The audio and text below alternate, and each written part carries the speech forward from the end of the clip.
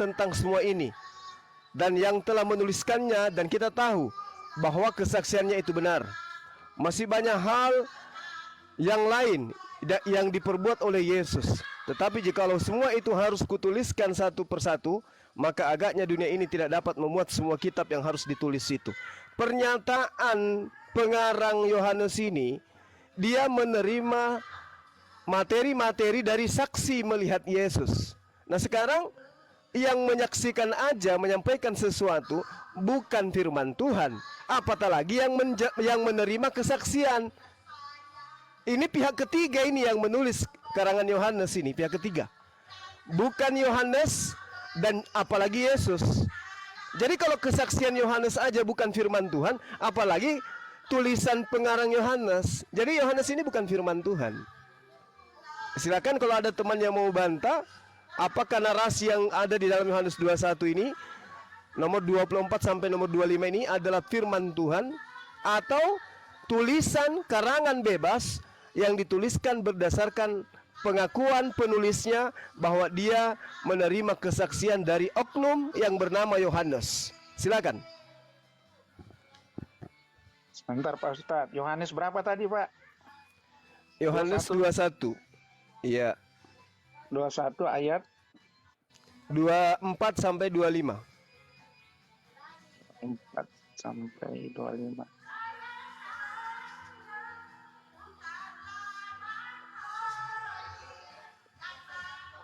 Ya, saya baca ulang Pak ya. 21 Ya, silakan. ayat 24-nya. Dialah murid yang memberi kesaksian tentang semuanya ini dan yang telah menuliskannya, dan kita tahu bahwa kesaksiannya itu benar.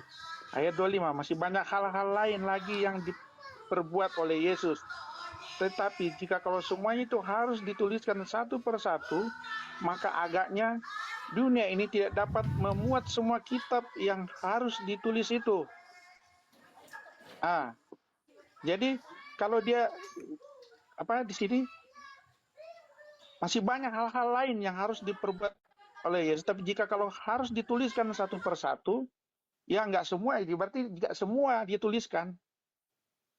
Ya, karena kalau satu persatu, agaknya dunia ini tidak dapat memuat semua kitab yang harus ditulis itu kalau dihitung satu persatu. Itu maksudnya, Pak. Ya, coba Anda lihat di data 24-nya. Dialah murid. Dia ini siapa? Boleh nggak diterangkan ke kita? Assalamualaikum warahmatullahi wabarakatuh. Kita harus baca ayat di atasnya lagi, Pak. Waalaikumsalam warahmatullahi wabarakatuh. Ya, silakan lanjut. Saya harus baca di ayat 23-nya ini, Pak. Karena siapa yang dimaksud itu? Dialah murid. Itu. Jadi kalau cuma ambil di angka di 24 sampai 25 kan nggak lengkap, Pak. Silakan. Saya harus buka di atasnya lagi. Apa judul perikopnya ini? Gitu. Tapi ada penjelasan di situ. Dialah murid yang memberi kesaksian tentang semuanya ini. Itu sudah penjelasan, Pak, penegasan. Dan yang telah menuliskannya, dan kita tahu bahwa kesaksiannya itu benar. Dan itu siapa? Dan ditegaskan lagi. Yang ngomong itu siapa yang ngomong? Ini makanya ini yang ngomong dialah murid yang memberi kesaksian tentang semuanya ini, dan yang telah menuliskannya bahwa kesaksiannya itu benar, itu siapa yang ngomong? Sebentar Pak ya. Saya harus tahu karena ini kan cuma 2 ayat, Pak. Di Alkitab itu nggak bisa cuma 1-2 itu dia saling berkaitan dengan ayat sebelumnya. Silakan mulai dari data nomor 20. Nggak apa-apa. Sebentar Pak ya. 20 ya. Iya. Yohanes 20. Yohanes 21 nomor 20 sampai 25. Nggak usah keluar dari perikop ini. Iya. Tunggu Pak, saya buka dulu. Iya, silakan. Al-Quran mengatakan, ya silakan. Kailo.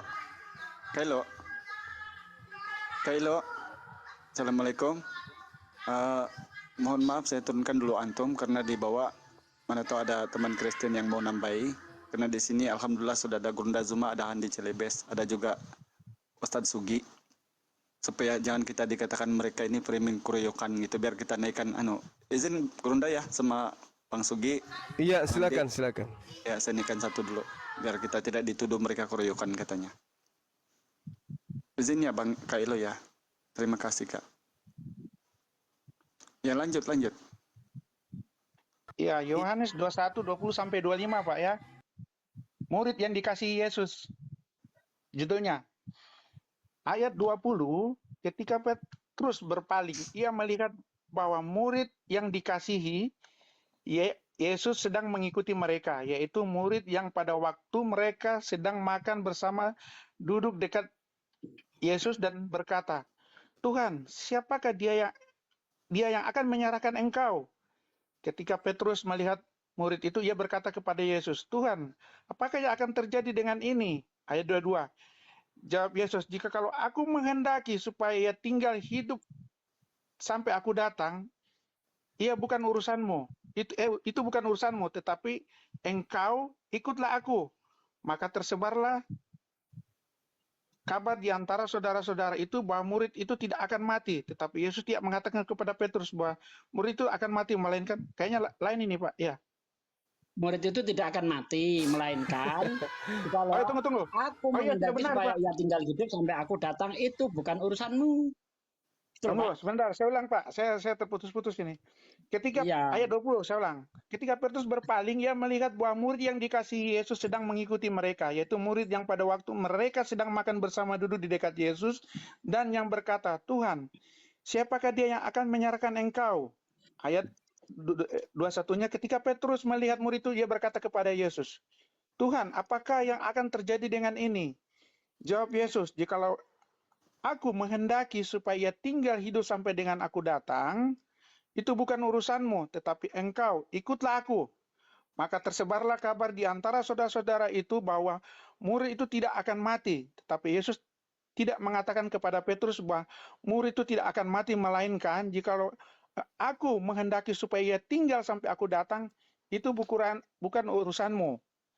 Kata penutup, dialah murid yang memberi kesaksian tentang semuanya ini dan yang telah menuliskannya, dan kita tahu bahwa kesaksian itu benar. Masih banyak hal-hal lain lagi yang diperbuat oleh Yesus, tetapi jika semuanya harus dituliskan satu persatu, maka agaknya dunia ini tidak akan memuat semua kitab yang harus ditulis itu. Ingat pertanyaannya? Dialah murid Masih ingat ini, pertanyaannya? dialah Ya, murid ini siapa? Siapa murid yang dimaksud? Sebentar Pak, ya harus diulang-ulang ini. Ketika Petrus dibawa kepada Yesus, apakah yang akan terjadi dengan ini dia? Ya, kalau aku menghendaki supaya tinggal dalam aku, itu bukan urusan, tetap engkau ikutlah aku. Ya, ini Petrus ini Pak, karena dia bilang ikutlah aku. Maka tersebarlah kabar di antara saudara-saudara itu bahwa murid itu tidak akan mati. Tapi Yesus tidak mengatakan kepada Petrus bahwa murid itu tidak akan mati, melainkan jika kalau aku menghendaki supaya tinggal hidup sampai aku datang, dan itu bukan urusan. Ini Petrus Pak. Jadi murid yang dikasihi Petrus. Berarti Ini murid Petrus, yang menjadi karena dia saksi. Coba ikutlah lihat aku. ayat 21, Pak. Ketika Petrus melihat murid itu, gimana murid itu adalah Petrus? Coba lihat ayat 21 itu. Ketika Petrus melihat murid itu, dia berkata kepada Yesus, "Nah, masa murid Tuhan, itu adalah Petrus?" iya, memang benar. Ada ayat sebelumnya, makanya kita harus ini diulang-ulang Pak, karena itu kan multitafsir juga takutnya. Ayat 21, ketika Petrus melihat murid itu, ia berkata kepada Yesus, "Tuhan, apakah yang akan terjadi dengan dia ini?" Jawab Yesus, "Jikalau aku menghendaki supaya tinggal hidup sampai aku datang, itu bukan urusanmu, tetapi engkau, maksudnya Petrus, ikutlah aku." Maka tersebarlah kabar di antara saudara-saudara itu bahwa murid itu tidak akan mati. Tetapi Yesus tidak mengatakan kepada Petrus bahwa murid itu tidak akan mati, melainkan jikalau aku menghendaki supaya tinggal hidup sampai aku datang, itu bukan urusanmu. Sebentar Pak ya. Siapa murid itu? Siapa yang ngomong itu? Yang di ayat 24 itu yang ngomong sopo? Nah, silakan.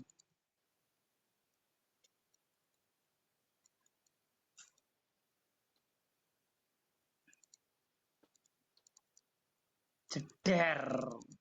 Mana Bang Juma? Oh, ada. Iya. Jadi Sebentar, Pak. sambil Anda pelajari, Anda pelajari aja dulu. Saya ingin baca ayat suci Al-Quran. Di dalam Al-Quranul Karim diterangkan Bismillahirrahmanirrahim. Ya ahlil kitab, lima talbisuna al-haqqa bil batil wa taktumul haqqa wa antum ta'lamun. Jadi Al-Quran mengajarkan kepada kami umat Islam bahwa Allah menegur Bani Israel sebagai ahli kitab. Wahai ahli kitab, mengapa engkau mencampur adukkan antara hak dan kebatilan, dan mengapa engkau menyembunyikan kebenaran setelah engkau mengetahui. Jadi Al-Quran menerangkan pengajaran-pengajaran Nabi Isa alaihissalam itu disembunyikan. Lalu yang dimunculkan itu adalah karangan-karangan orang yang bukan kemudian merupakan firman Tuhan, tapi hanya kesaksian. Jadi penulis kitab Yohanes ini, buku Yohanes, itu bukan murid Yesus, tapi orang di luar daripada murid Yesus. Sehingga benarlah apa yang dikatakan oleh Al-Quran di dalam surah Al-Baqarah ayat 79, bahwa celakalah orang yang menuliskan sebuah buku lalu dikatakan ini dari Tuhan, padahal itu bukan dari Tuhan, itu adalah tulisan dia sendiri. Nah, inilah yang terjadi dengan kitab saudara. Ketika saudara mengatakan bahwa itu adalah tulisan Yohanes, ternyata kitab saudara sendiri yang menerangkan bahwa itu bukan tulisan Yohanes, tapi tulisan orang yang menerima kesaksian. Sedangkan saksi utama ketika dia menjelaskan tentang apa yang dia lihat, apa yang dia lihat terhadap penerima firman dari langit, itu bukan firman Tuhan. Itu bukan firman Tuhan, tapi kesaksian. Yang firman Tuhan itu adalah yang disampaikan langsung oleh penerima, dalam hal ini Yesus, kepada penulis atau kepada penghafal. Itu yang disebut firman Tuhan, yang diterima oleh nabi atau rasul atau utusan yang disampaikan kepada muridnya. Nah, yang terjadi di kitab Yohanes ini bukan Yesus yang menyampaikan kepada penulis, tetapi penulis menerima dari saksi. Berarti bukan Yesus. Berarti levelnya ini bukan firman Tuhan. Sederhana untuk memahami itu kalau yang kita gunakan adalah akal sehat. Silakan sahabat yang lain. Iya Pak, tapi di ayat 24 dijelaskan Pak, dialah murid yang memberi kesaksian tentang semuanya ini yang telah menuliskan dan kita tahu bahwa kesaksiannya itu benar. Itu jelas itu Pak. Malah dikatakan banyak hal-hal lagi yang diperbuat oleh Yesus, tapi jikalau semuanya dituliskan satu persatu, maka agaknya dunia tidak dapat memuat semua kitab yang harus ditulis itu. Itu Pak, di ayat 24-nya di situ. Garis besarnya di situ penjelasannya. Nah, Iya, ini memang siapa murid iya. Yesus, itulah yang jadi, ya di sini kan juga antara Petrus atau ada entitas lain yang di sini. Tapi kalau di sini dia bilang ikutlah aku, itu bukan urusanmu tetapi engkau ikutlah aku. Itu merujuk kepada Petrus. Iya, jadi gini. Itu maksudnya. Ini yang dituliskan oleh pengarang kitab saudara adalah kesaksian oknum saksi yang berbicara atau berinteraksi dengan Yesus. Sehingga narasi yang ada di dalam kitab saudara seperti misalnya di data nomor 23. Maka tersebarlah kabar di antara saudara-saudara itu bahwa murid itu tidak akan mati. Ini bukan firman. Ini pengantar penulis kitab saudara yang akan menjelaskan percakapan Yesus dengan muridnya. Ini bukan firman Tuhan ini. Ini adalah catatan pengarang yang menuliskan tentang kesaksian-kesaksian yang ada, di mana kesaksian ini disampaikan oleh saksi kepada dia sang penulis. Nah, ketika sang saksi bercerita kepada si penulis kitab, itu bukan firman Tuhan. Contoh.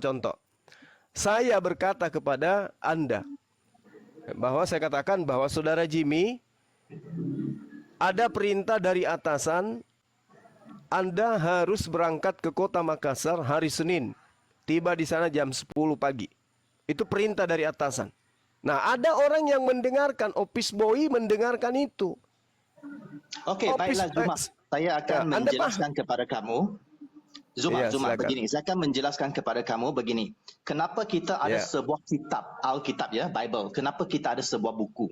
Sebab dalam Alkitab sendiri, Tuhan yang memberi arahan kepada kita. Tuhan kata, tuliskanlah ke dalam gulungan, tuliskanlah ke sebuah buku seperti dalam Yesaya 8 ayat 1, Habakuk 2 ayat 22, Yeremia 36 ayat 4, dalam Wahyu 1 ayat 11, Yesus pun pernah sebut, apa yang kamu lihat tuliskanlah ke dalam sebuah buku. Barulah kita ada buku. Tapi menurut kepada Islam, pernahkah Allah yang sebut?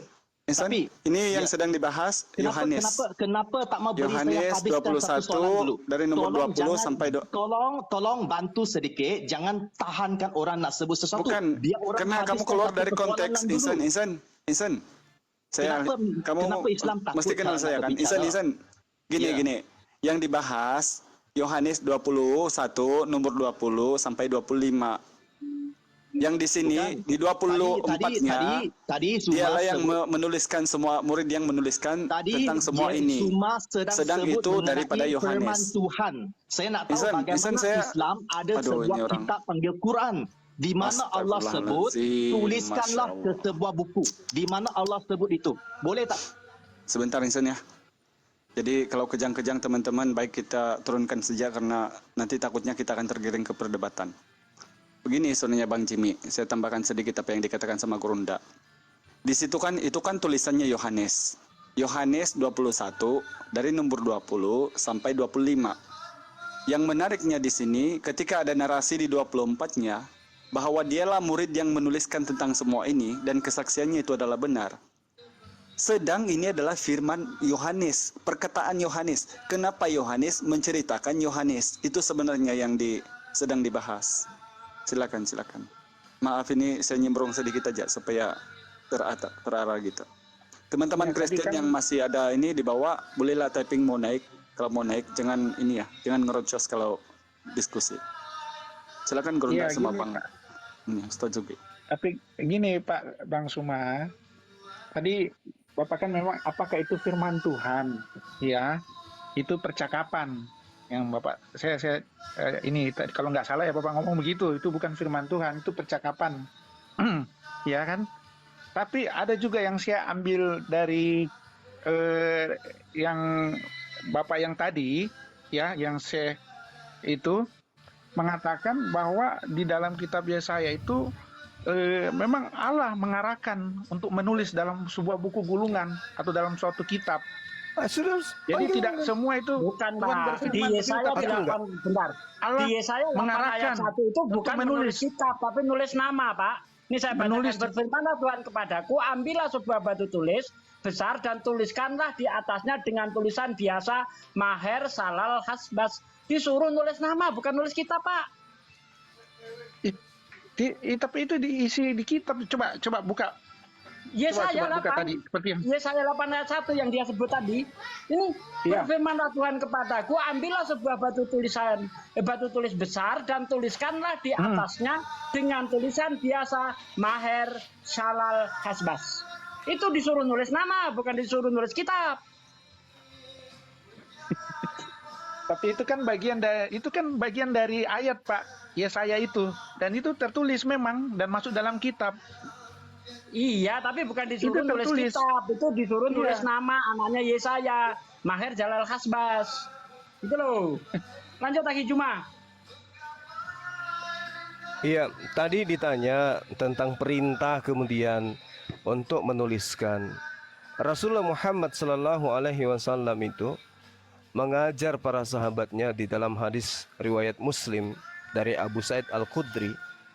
Rasulullah mengatakan, janganlah kalian menulis dariku, dan barang siapa yang menulis dariku selain Al-Quran, maka hapuslah. Nah, jadi Rasulullah menganjurkan menulis selain Al-Quran itu diperintahkan untuk dihapus. Ada perintah. Nah, Rasulullah Muhammad SAW itu penerima wahyu. Bahkan dia katakan, panggillah Said untukku, serta hendaklah dia membawa alat tulis dan juga tinta. Itu diriwayatkan oleh Bukhari dan juga Muslim. Artinya bahwa Rasulullah Muhammad SAW sebagai sumber Al-Quran kepada manusia, itu ada perintah dari lisannya beliau kepada para sahabatnya untuk menuliskan Al-Quranul Karim. Karena memang Al-Quran itu diperintahkan oleh Allah, dikabarkan kepada manusia bahwa Allah mengajar manusia dengan perantaraan pena. Dan itu benar-benar terjadi. Bagaimana kemudian Rasulullah menerima wahyu, lalu kemudian menyampaikan wahyu itu kepada para sahabat. Sahabat kemudian menghafalkan dan menuliskan. Nah, tidak disifati terkait dengan apa yang saya terangkan di dalam Yohanes tadi. Di dalam Yohanes tadi sangat jelas dikatakan bahwasanya dialah murid. Nah, jadi ada oknum kemudian yang diceritakan oleh pengarang kitab Yohanes, di mana oknum itu adalah saksi yang menyatakan itu terhadap penulis. Jadi bukan Yesus langsung yang menyatakan kepada penulis. Ini yang perlu dipahami oleh saudara-saudara kita yang ada di sini. Sehingga boleh diuji tentang kebenaran Al-Quran. Fawailul lil ladzina yaktubuna al-kitaba bi'aidihim summa yaquluna hadza min 'indillah. Celakalah orang yang menuliskan sebuah buku dan mengatakan itu dari Allah. Padahal itu bukan dari Allah. Nah, inilah yang disifati oleh kitab saudara. Maka terbukti kalau itu dari Allah, maka saudara tentu masih bisa memberikan bukti akurat. Karena di dalam Yohanes 17 nomor 8, Yohanes 14 nomor 24, Yesus dengan jelas mengatakan bahwa segala firman yang engkau berikan kepada aku telah aku sampaikan kepada mereka. Sedangkan firman yang diterima oleh Yesus adalah tidak mungkin termaktub kalimat seperti ini di dalamnya. Maka tersebarlah kabar di antara saudara-saudara itu bahwa murid itu tidak akan mati. Tetapi Yesus tidak mengatakan kepada Petrus bahwa murid itu tidak akan mati, melainkan ini tidak mungkin adalah wahyu yang diterima Yesus kemudian Yesus sampaikan. Tidak. Tetapi ini adalah kata pengantar pengarang yang menerima kesaksian. Jadi itu bukan firman Tuhan. Kalaupun ada yang ada di dalamnya dikatakan bersumber dari Yesus, itu adalah sabda Yesus. Makanya di kitab saudara itu berbeda dengan narasi yang ada di Perjanjian Lama. Yesus mengatakan, aku tidak berkata-kata dari diriku. Apa yang aku sampaikan adalah apa yang diperintahkan oleh Tuhan untuk aku katakan dan aku sampaikan. Artinya Yesus sangat berhati-hati menyampaikan sesuatu. Apa yang diterima itulah yang disampaikan. Sedangkan penulis kitab saudara itu bebas bernarasi. Bebas bernarasi. Dialah murid yang memberikan kesaksian tentang semuanya ini. Dan yang telah menuliskannya dan kita tahu bahwa kesaksiannya itu benar. Ini mustahil adalah firman dari langit. Tapi ini adalah kata pengantar penulis kitab Yohanes. Makanya kami Islam semakin belajar Bible, semakin kuat iman kami dan mengatakan bahwa kitab saudara itu bukan firman Tuhan. Demikian.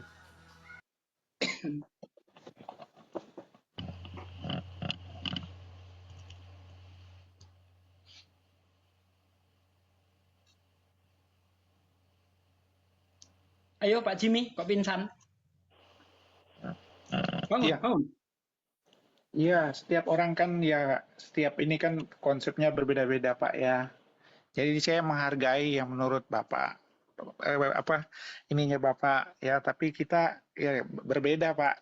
Jadi ya disitulah perbedaan itu. Ya, tapi kalau di ayat Yohanes 21 itu jelas kalau di sini, kalau bagi saya ini Petrus yang dimaksud Pak. Petrus, murid Yesus yang dikasihi. Petrus. Nah, Petrus juga kan pernah menyangkal Yesus pada saat Yesus mau disalib. Sebelum ayam berkokok, Yesus sudah mengatakan bahwa engkau akan menyangkal aku 3 kali. Di sini, mungkin juga di sini ada tersirat dikatakan itu. Jika kalau aku menghendaki supaya ia tinggal hidup sampai aku datang. Ya kan? Itu bukan urusanmu, tetapi engkau ikutlah aku. Itu ada kata engkau menunjuk kepada percakapan dengan Yesus dengan Petrus. Yesus dengan Petrus. Jadi yang dimaksud ayat ini adalah Petrus, Pak. Oke. Nah, berarti semakin jauh kita dari keadaan di mana kita berharap tulisan ini adalah firman Tuhan.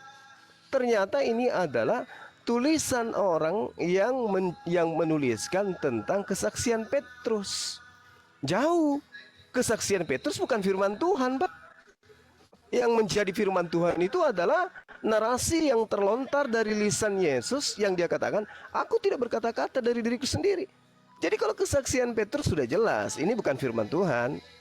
Mau tidak mau, ikhlas tidak ikhlas, suka ataupun tidak, ya Anda harus mengakui bahwa ya itu bukan firman Tuhan, itu bukan perkataan Yesus, tapi itu adalah kesaksian Petrus. Ternyata pengarang menuliskan kesaksian Petrus. Berarti kitab Yohanes ini bukan tulisan Yohanes murid Yesus. Karena tidak mungkin murid Yesus bernama Yohanes menulis kesaksian Petrus. Yang adalah yang benar, kalau Yohanes ini adalah murid Yesus, maka dia akan menuliskan kesaksiannya sendiri. Karena dalam rangkaian nama murid-murid Yesus, nama Yohanes anak Zebedeus itu ada di dalamnya. Berarti pengarang kitab saudara bukan Yohanes, tetapi pengarang yang tidak dikenal yang menuliskan tentang kesaksian-kesaksian Petrus. Selesai kita, Pak, di situ.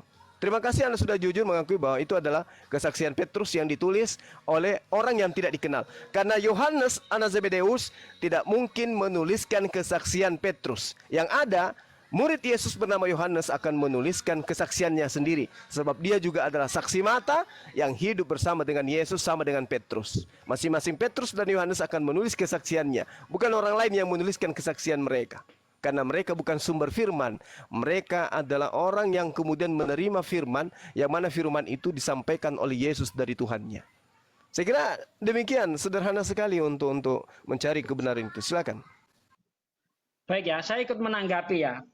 Kalau itu dibilang Petrus, Bapak ini kurang jeli dalam membaca Alkitab.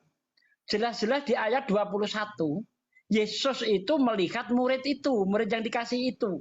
Kok Anda bilang murid yang dikasih itu adalah Petrus? Lalu kalau Anda lihat di dalam Yohanes 13 ayat 23-24, seorang di antara murid Yesus yaitu murid yang dikasihnya bersandar dekat kepadanya di sebelah kanannya.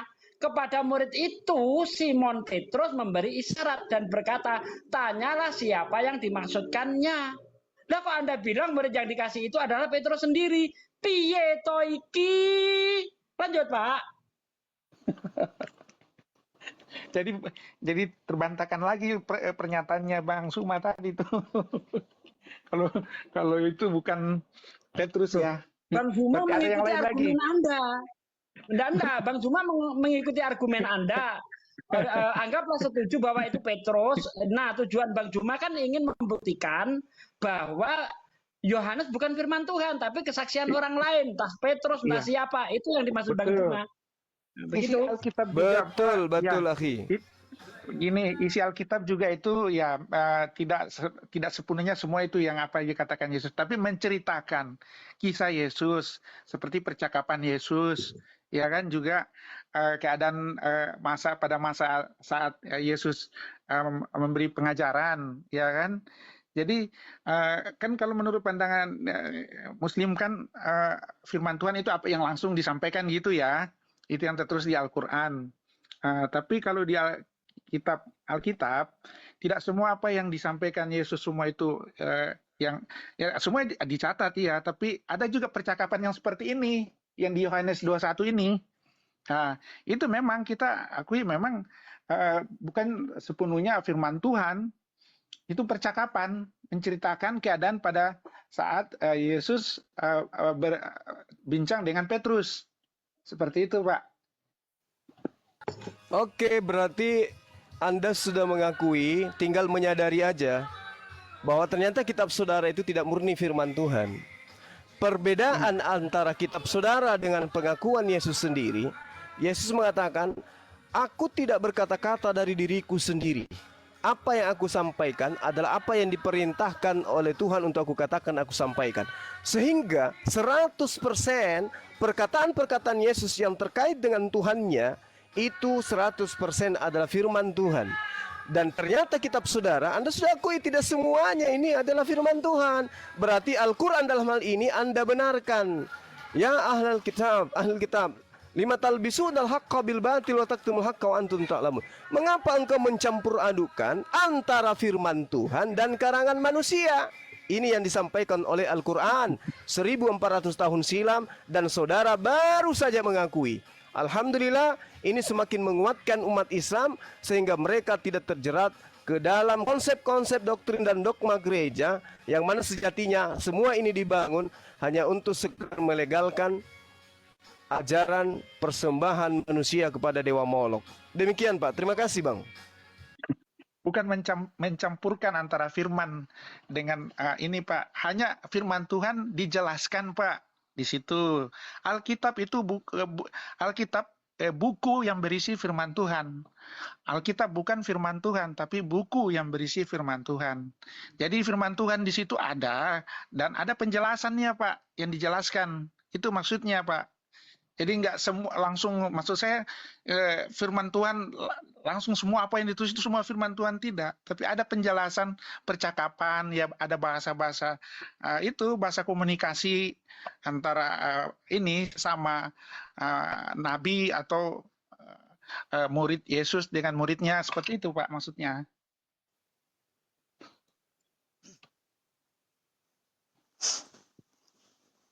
Ikut dikit Gurunda sama Pade. Silakan akhi, silakan. Ya. Jadi gini Bang Jimmy ya. Kenapa, apa bedanya yang kita percayakan firman dari Tuhan dengan mohon maaf yang dinarasikan dari tadi diberi pemahaman sama Anda bagaimana kemudian Bible itu tercampur dengan tangan-tangan manusia dari narasi Al-Quran. Dari kriteria sebagai kitab suci saja Bang, kita boleh tahu sebuah kitab suci, keautentikan atau keasliannya itu boleh terlihat daripada narasi kitab suci tersebut. Kalau kemudian ada 5 kriteria, saya kasih kamu satu kriteria saja yang paling mudah untuk difahami. Sebuah kitab suci yang berasal dari Tuhan, melalui perantaraan malaikat ataupun nabi disampaikan kepada umat, itu pasti tidak ada narasi dari orang-orang awam. Karena itu dari Tuhan. Dari Sang Maha tadi, memberi pengajaran kepada manusia supaya tahu manusia itu bahwa inilah mutlak Tuhan, ini pengajarannya, ini kriterianya, inilah yang dikehendakinya. Namun ketika ini kita membaca gospel, New Testament itu, daripada Yesus kemudian yang dianggap Tuhan, itu dari narasi orang. Dengan kata lain, difirmankan oleh orang-orang. Kok bisa ya Al-Hidayah? Bisa. Lukas 1:28-30. Cerita kelahiran Yesus. Matius 1 nomor 1. Inilah silsilah Yesus, anak Daud, anak Abraham. Kalau Al-Quran malah menceritakan, begini Adam, begini Abraham, Ibrahim, begini anak keturunannya sampai kepada Nabi Yesus, Nabi Isa. Diceritakan oleh Allah. Karena Allah itu sang. Dengan kata lain, dia itu yang pemilik langsung yang mengatakan. Namun apakah sinkron pengajaran ketika itu disandarkan dengan firman Tuhan? Saya kasih Anda contoh sederhana saja. Dalam Injil Matius yang sekarang tahun 2000 berubah menjadi Injil, tahun 1960-an itu dikatakan karangan Matius. Matius 14 dari nomor 9 sampai 15 itu Yesus memberi makan 5.000 orang.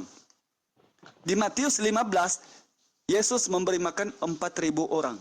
Ini bayangkan baru ayat yang sama, Matius yang sama menceritakan dengan hal yang berbeda. Nah, kalau Al-Qur'an bahkan ada tentangan di surah An-Nisa 82. Kalau memang Al-Quran bukan datang daripada Allah, kata Allah, maka tentu terdapat pertentangan yang begitu banyak. Namun Alhamdulillah Bang, bahkan sampai saat ini, kecuali orang-orang yang memang menggiring kami ke perdebatan, baru boleh menyanggah Al-Quran itu. Karena itu diakui. Saya kira di sini Anda sudah sangat paham. Misal daripada kriteria kitab suci, bila mana kitab suci itu murni cerita dari Tuhan. Mohon maaf, tidak ada seperti Injil Markus 14:65, mulailah beberapa orang meludahi dia, meninjunya, dan berkata, dia ini benar-benar seorang nabi dan para pengawal pun memukul dia. Ini Tuhan diceritakan oleh orang. Kisah Para Rasul 2:36.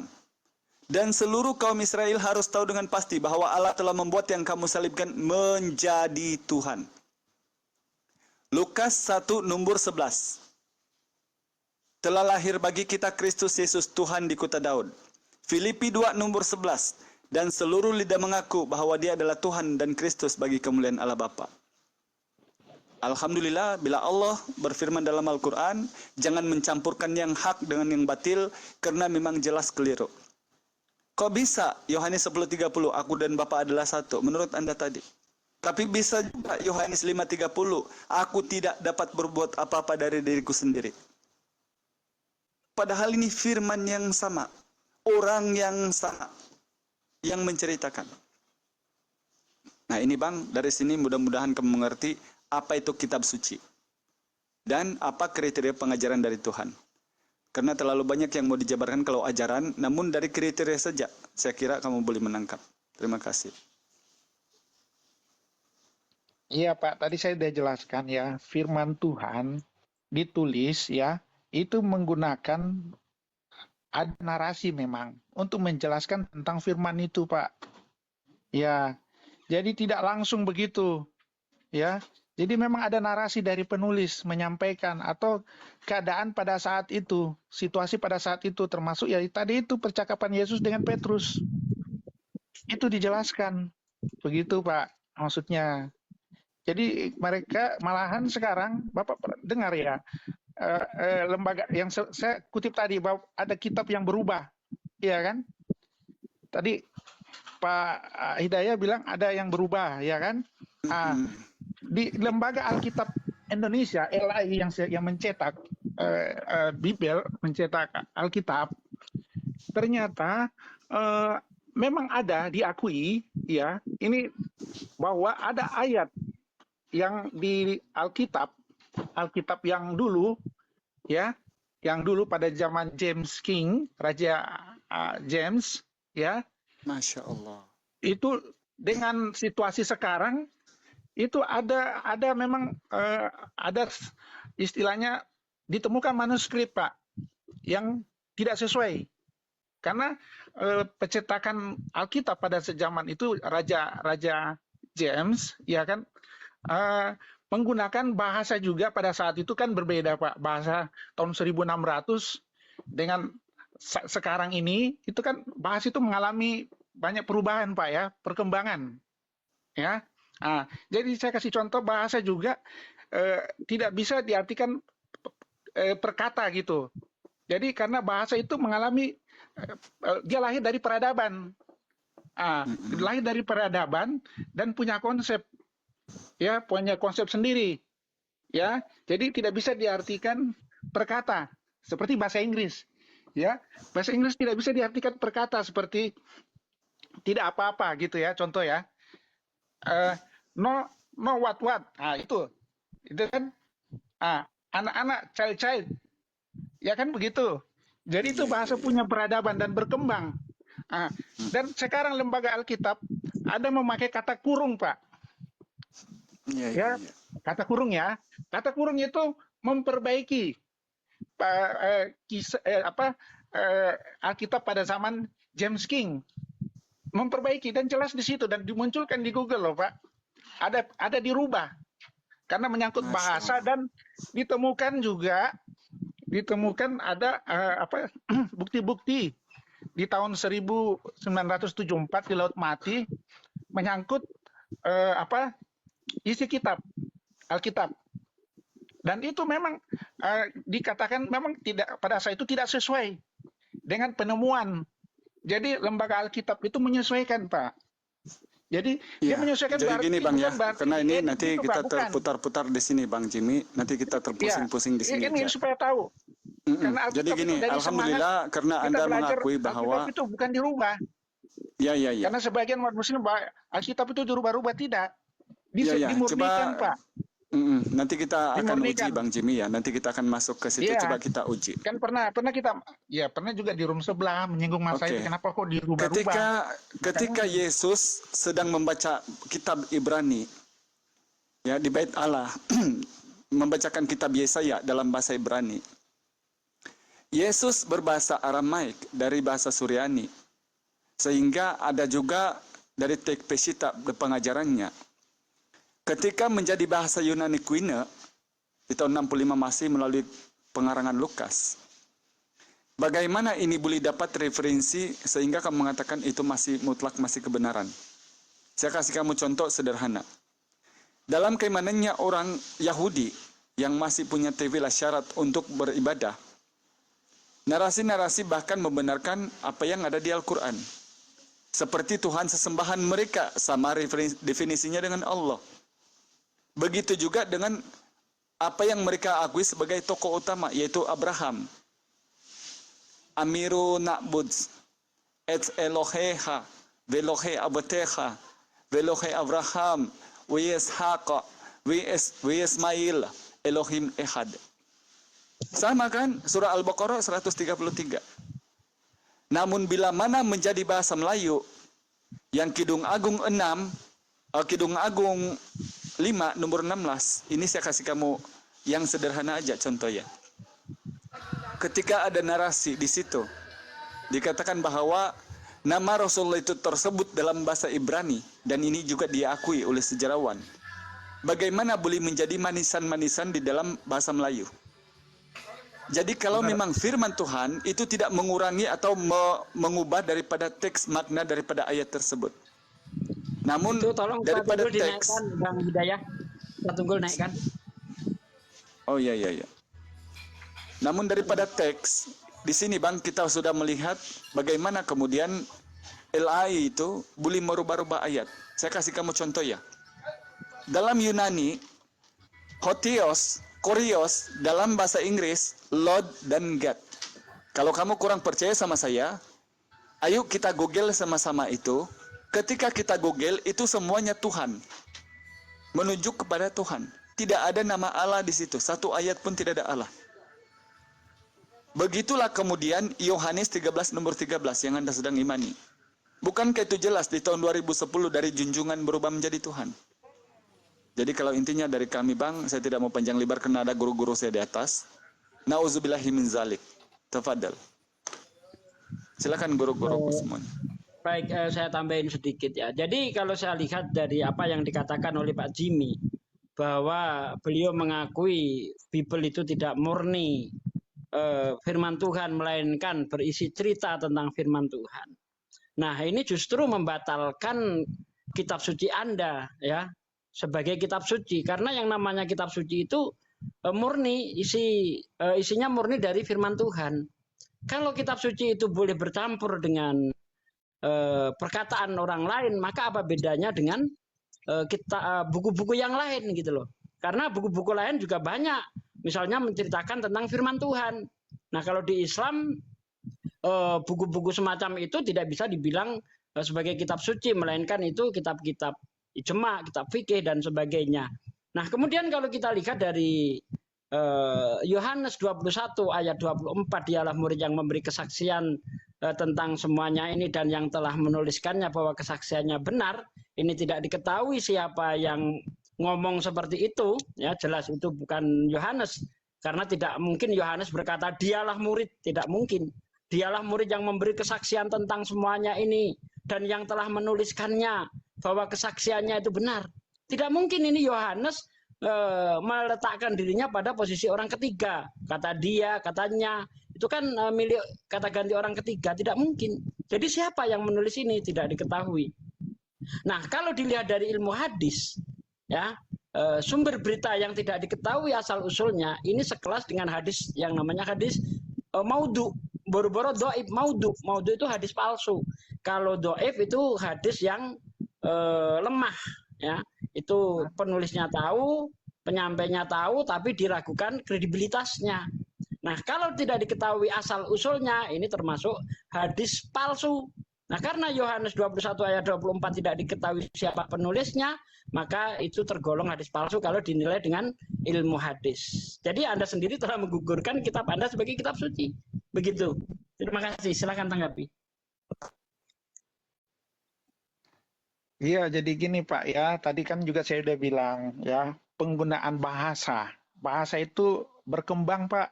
Bahasa zaman dulu dengan sekarang itu jauh sekali berkembang. Malah bahasa zaman Ibrani, zaman Yesus pada saat itu belum menggunakan tanda koma, tanda sambung, malahan nyambung itu Pak, seperti Allah berfirman, jadilah baiklah kita menjadikan manusia itu seperti rupa. Itu biasa nyambung itu pada zaman itu. Jadi karena perkembangan bahasa ya, jadi bisa ada penafsiran yang akhirnya bergeser begitu. Jadi kalau kita tadi disebut memakai kata Allah, ya kan?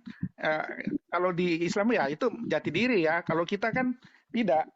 Allah kalau menurut kita di Alkitab itu Allah Yahweh, Elohim, seperti itu. Jadi itu bahasa itu mengalami dia berdasarkan peradabannya Pak. Dia punya konsep sendiri, punya pandangan. Jadi nggak bisa diartikan kata per kata. Bahasa itu nggak bisa. Seperti itu, ketika contoh bahasa Inggris nggak bisa diartikan kata per kata. Berbeda maknanya jadinya. Jadi kayak gini. Jadi seperti isi Alkitab juga, itu yang tanda kurung yang di ini dalam Lembaga Alkitab Indonesia, itu dengan semangat ini Pak, pemurnian. Karena memang ada diakui, ada yang tidak sesuai, dan jelas-jelas Lembaga Alkitab itu mengakui dan jujur Pak, mengatakan bahwa itu memang tidak ditemukan teksnya, tidak sesuai dengan teksnya, dengan yang ditemukan sekarang. Karena sekarang itu kecanggihan teknologi, ya akhirnya banyak benda-benda prasasti purbakala pada zaman sejarah Alkitab ditemukan. Jadi yang tidak sesuai dengan yang itu memang jujur Lembaga Alkitab itu memberikan kode dalam kurung. Jadi kita itu dengan semangat memang mau betul-betul memurnikan istilahnya, bukan berarti kalau kita mau ini ya kita bisa sembunyikan aja, ngapain kita mau ini, kita ikuti aja yang sudah dicetak begitu. Tapi kita nggak mau Pak, kita mau betul-betul menuju yang betul-betul murni gitu. Jadi kalau ada memang yang tidak sesuai itu kan tulisan manusia juga Pak. Jadi begitu. Sebentar Pak, saya jelaskan. Bahasa itu tidak menghilangkan identitas penulis Pak. Keterbukaan Pak. Jadi itu semua gampang bisa dilihat di Google. Makanya teman-teman Muslim bisa lihat mana ayat yang dirubah, yang tidak sesuai pada zaman dengan ada didapat penemuan-penemuan baru bahwa itu tidak sesuai. Jadi memang dikasih tanda di situ. Begitu. Ya, jadi gini Pak, perkembangan bahasa itu tidak menghilangkan identitas penulis. Ya, itu sama sekali tidak. Apakah Anda kira perkembangan bahasa itu tidak terjadi di dalam terjemahan Al-Quran? Terjadi. Di terjemahan hadis terjadi. Tapi itu tidak menghilangkan identitas penulis. Tetapi Al-Quran itu dari awal diturunkan sampai sekarang ya seperti itu. Dia tidak tergerus oleh perkembangan bahasa. Tetap bertahan bahasa aslinya Pak. Ya, nah karena di kitab Anda ini tidak mempertahankan bahasa aslinya, sehingga kitab Anda ini tergerus oleh perkembangan bahasa. Tapi semua itu tidak menghilangkan identitas penulis, gitu loh. Nah ini yang kita bahas ini kan siapa sebenarnya yang menulis Yohanes? Karena jelas-jelas di situ dikatakan dialah murid yang memberi kesaksian tentang semuanya ini dan yang telah menuliskannya, bahwa kesaksiannya itu benar. Ini siapa yang ngomong? Gitu loh. Itu yang kita cari. Nah, kalau tidak diketahui siapa orangnya, maka jelas itu tergolong informasi palsu. Begitu ini Pak. Saya tidak tahu, karena bukan berarti saya tidak ini Pak. Karena ya pengetahuan saya terbatas Pak dengan ayat itu kan, nggak semua juga ayat itu kita bisa pahami ya. Mungkin ya ada teman-teman pendeta atau apa yang bisa jelaskan siapa yang dimaksud ayat Yohanes itu. Ya mungkin ada yang teman Kristen yang bisa bantu jelaskan ya. Saya memang kalau saya nggak tahu Pak, saya ngomong aja. Mantap, jujur. Aku cari kebenaran, kita cari kebenaran Pak. Assalamualaikum. Oke. Waalaikumsalam. Kalau Anda mengakui begini bagus Pak. Mengakui nggak tahu, ya sudah, nggak saya paksa. Kalau Anda ngomong nggak tahu, saya nggak tahu kok mau dipaksa. Monggo Saya malah tadi pikirnya ya Pak, ditanggapi. saya terus begitu. Kita semangatnya cari kebenaran Pak, bukan pembenaran. Ya. Itu tadi di bawah nama Holy berapa ya? Holy lah pokoknya ya. Yang bikin request saja.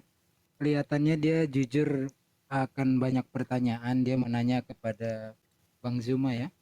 Nanti boleh setelah saya bicara saya sedikit aja saya turun biar slotnya tambah lagi saudara-saudara kita Kristen. Mohon izin host, boleh saya bicara dalam tema ini? Sedikit 2 menit. Ya, silakan. Ingatkan kalau kelebihannya. Assalamualaikum warahmatullahi wabarakatuh. Bang, Waalaikumsalam warahmatullahi wabarakatuh. Gurunda Zuma, Gurunda Sugi, dan Iwan Pila di bawah. Langsung saja ya. Jadi pembahasannya mana yang firman Tuhan, mana yang bukan, antara Bible dengan Al-Quran. Ambil dulu satu Bible, kita pecah Perjanjian Lama. Semua ahli-ahli teologi Kristen atau bahasa Inggrisnya Christian Scholars, mereka sudah mengakui, menemukan fakta bahwa menulis bukanlah Musa. Yang paling mencolok adalah ketika diceritakan kematian Musa. Tidak mungkin Musa alaihissalam yang sudah meninggal lalu menulis tentang penguburannya. Itu satu. Banyak lagi, cuma mempersingkat waktu. Yang kedua mengenai gospel. Ya. Ada gospel Matius, Markus, Lukas, Yohanes. Pada awalnya gospel itu anonimus, tidak memiliki nama. Kemudian disematkan di dalam King James Version ya, yang terbit tahun, perhatikan, 1611. Itu according to, gospel according to Matius, atau bahasa Indonesianya saat saya kecil saya lihat mata kepala itu teman saya, Injil karangan Matius, karangan Lukas, Yohanes, dan karangan siapa tadi, Markus, Matius, Markus, Lukas, Yohanes ya, karangan. Tapi karena tidak seksi, kata karangan ini buang. Oke, kembali pada awalnya tidak nama. Apa? Ini juga sudah menjadi pengetahuan umum yang kan satu orang pendeta pun atau roh berani mengatakannya di mimbar gereja bahwa pada abad 1 tahun 1 sampai 100 tidak ditemukan satu manuskrip pun. Abad kedua juga begitu kosong, abad ketiga kosong. Barulah awal abad keempat ada manuskripnya ya. Sekarang penulisan gospel itu yang dinamakan gospel Markus 60 tahun sesudah Yesus diangkat ke langit, menjadi inspirasi bagi gospel Matius dan Lukas. Gospel Yohanes dituliskan 90 sampai 120 tahun sesudah Yesus diangkat ke langit. Jadi mereka penulis-penulis ini bahasa Inggrisnya scribers ya. Scribers ini bukan murid-murid Yesus dan bukan pula saksi mata Yesus. Jadi nama-nama yang disematkan dalam gospel Matius, Markus, Lukas, Yohanes itu nggak pernah nongkrong bareng sama Yesus, ngopi bareng, jalan-jalan ke lintas desa memberikan pengajaran Yesus. Nggak pernah. Nama-nama ini nama-nama pen name kalau dalam bahasa Inggrisnya. Hanya satu-satunya kitab yang memberikan perjanjian pengajaran menuliskan nama, cuman nama depan ya. Itu satu-satunya tuh hukum di dunia yang menuliskan satu-satunya pakai nama seperti itu. Kalau bangsa Indonesia oke, misalnya Soekarno memang betul-betul dia namanya satu. Tapi kalau tradisi Yahudi itu tidak pernah dia menulis nama depannya doang. Pasti nama ayahnya, Benei. Bahkan kakeknya disebut gitu ya. Jadi ini membuktikan hal seperti itu. Kemudian ditambah lagi di surat-surat Paulus pun dari 13 surat, para peneliti Christian Scholar sendiri hanya menemukan 7 surat yang kemungkinan dibantu Lukas untuk menuliskan posisi dalam penjara nih. Bukan seperti penjara koruptor ya, ada kulkas, TV, AC, laptop gitu. Enggak, zaman dulu susah. Jadi hanya 7 yang kemungkinannya dituliskan oleh Paulus melalui bantuan Lukas. Yang lainnya itu ditulis oleh murid-murid Paulus setelah Paulus dipenggal. Di sini jadi kita menariknya, kalau Bang Jimmy tadi menarik dari perspektif Kristen, pasti tidak luput dari dogma. Sebaliknya juga boleh Bang Jimmy mengatakan saya, oh Al-Quran unggul yang cerita, terang aja dia pakai dogma juga. Makanya harus tarik pihak ketiga. pihak ketiga yang saya pakai itu bukan ECC, ya, gelarnya tinggi, mengajar menjadi rektor dekan di sekolah-sekolah tinggi di Amerika. Mereka melakukan penelitian, benar-benar melihat manuskripnya. Nah, kemudian waktu itu saya pernah berdebat, dia bilang Al-Quran itu copy paste dari kitab terdahulu. Al-Quran itu saya bantu, malah saya kasih tema deh, saya tambahin. Fitnah kepada Al-Quran ada 4. 1, karangan Muhammad. 2, Muhammad dibantu satu tim termasuk pendeta-pendeta dan rabi-rabi gitu kan. Yang ketiga, copy paste kitab-kitab terdahulu. Kemudian yang keempat, itu kan atau inspirasi dari setan. Ya, itu semua bisa dipatahkan ya. Cuma saya nggak mau berbual-bual. Saya nunggu orang yang betul-betul menantang saya dengan sifat akademis. Saya akan bawa semua buktinya. Tapi saran saya Bang Jimmy, saya juga mencari ya orang yang mengkritik Al-Quran. Tidak satu pun dari Muslim scholars atau ulama-ulama Islam. Kalau dari musuh-musuh Islam banyak dan itu bisa dipatahkan. Nah, jadi kesimpulannya bahwasanya Biblos itu kan asal katanya kumpulan buku-buku. Jadi mereka tidak punya aslinya. Pendeta Muri Walianto bilang gitu videonya. Tidak ada originalnya Injil. Sudah hilang, sudah musnah. Nah, itu nonton videonya. Dia mengakui. Jadi hanya salinan dari salinan. Kemudian mengenai LAI, semalam saya sama Ustadz Dunditan ya, sama Bang Handi ada di sana di Komal. Nah, itu kita apresiasi apa yang diberikan oleh LAI. Cuma ini catatan penting nih bagi teman-teman Kristen. Itu atas protes kerasnya debater-debater Islam. Ada Bang Zuma, Bang Zugi, Bang Zul, Bang Andi, dan lain-lain kawan yang nggak mungkin saya sebut namanya satu persatu. Mereka memprotes LAI. Baru karena protes itu muncul. Ada berani dikasih tanda kurung. Debater Islam udah taunya udah lama. Karena kita pakai referensi dari luar negeri pula gitu loh. Jadi ketinggalan pahlawan kesiangan lah LAI. Kemudian yang kedua, kami semua sebenarnya menunggu kalau terjemahan ya Bang ya. Itu terjemahan bahasa apapun diterjemahkan ke bahasa lain pasti tidak akan sama. Mendekati boleh jadi, tapi tidak akan pernah sama. Itu sebabnya yang dinamakan Al-Quran adalah ketika dilisankan berbahasa Arab, ketika dituliskan beraksara Arab. Kalau terjemahan, sedangkan kosakata bahasa Indonesia 250.000. Kata bahasa Arab ada sekitar 15 jutaan. Jadi contohnya nasi, orang Inggris menyebutnya rice untuk beras di sawah. Ketika di penggilingan nyebutnya juga beras, kita nyebutnya gabah. Ketika di tanak ya aron kita nyebutnya, mereka nyebutnya rice. Ketika sudah matang dimasak, kita nyebutnya baru nasi. Orang Inggris tetap rice gitu karena mereka cuma punya satu kata. Itu satu contoh. Orang Eskimo untuk salju kita bilang mereka punya 25 nama untuk salju. Jadi kesimpulannya bedakan antara wahyu yang terjaga dengan terjemahan. Saya setuju kalau Bang Jimmy bilang terjemahan itu mengikuti perkembangan zaman, hermeneutika namanya. Di dalam terjemahan Al-Quran juga ada perubahan. Zaman saya kecil dengan zaman saya besar. Dulu bilangnya sebiji sawi, sekarang dikembalikan ke bahasa Al-Qurannya zarah. Karena Lembaga Ilmu Pengetahuan Indonesia untuk satuan atom yang terkecil itu mereka juga menyebutnya zarah. Zarah itu diambil dari bahasa Al-Quran. Satuan ukuran yang paling kecil dari atom dibelah itu zarah. Seberapa kecilnya kita nggak pernah tahu. Tapi istilah zarah dipakai lagi oleh ilmu pengetahuan. Dulu hanya dipakai atom, elektron dan sebagainya. Jadi kesimpulan dari semua ini, Al-Quran menantang kemurniannya, bukan terjemahan, karena terjemahan bukan Al-Quran. Saya rasa gitu, mohon maaf kepanjangan ini host. Ada yang mau naik dari saudara-saudara kita Kristen, silakan.